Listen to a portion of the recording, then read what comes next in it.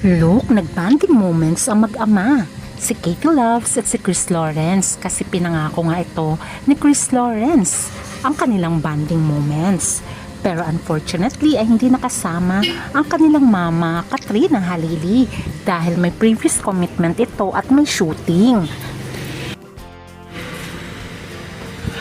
Kaya naman father and daughter bonding muna si Kat at si Katie.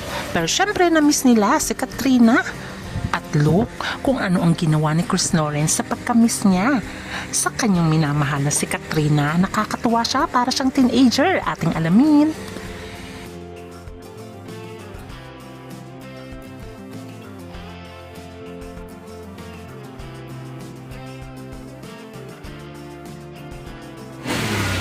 Alam naman natin na ang trabaho ni Chris Lawrence ay panay-panay ang punta niya sa ibang bansa dahil sa series of shows. Kaya naman panay ang long distance relationship video call si Katrina at si Chris Lawrence para nga constant ang kanilang communication. At syempre panay pa flowers itong si Mr. B kay Miss B. Kaya naman sa kanyang pag-uwi ay talaga naman marami ay naging masaya dahil bonding moments na muli ang KKK family. At syempre ay panay din ang kanilang mga sweet moments ni Katrina Halili na gustong-gusto naman ni Katie Loves.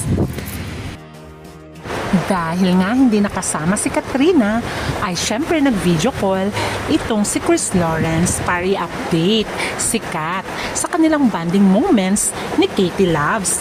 At ganito kiligin si Mr. B, parang teenagers, nakakaloka, diba? Panoorin. Uy! Oh my God, 10 o'clock. I'm tired, guys. Tapos wala pa si Chiefy. Yeah! O, diba? Nalulungkot siya. Pero masaya din siya dahil banding nga sila ni Katie Loves. Pero syempre, may part ng puso niya na malungkot dahil wala nga si Miss B. Nakakatuwa siya dahil para siyang bumabalik sa pagka-teenager. At tama bang halikan na lang niya ang picture ni Miss B? O, diba ang sweet ni Chris Lawrence? Siyempre, sa buhay, kailangan din ng daughter and father bonding. Since si Katie naman ay laging kasama si Kat dahil magkasama sila sa bahay, okay lang na mag-bonding moments muna si Katie at si Chris Lawrence.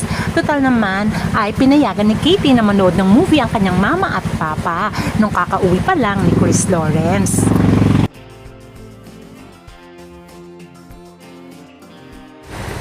At sa kanilang live, makikita mo na super clingy talaga itong si Chris Lawrence.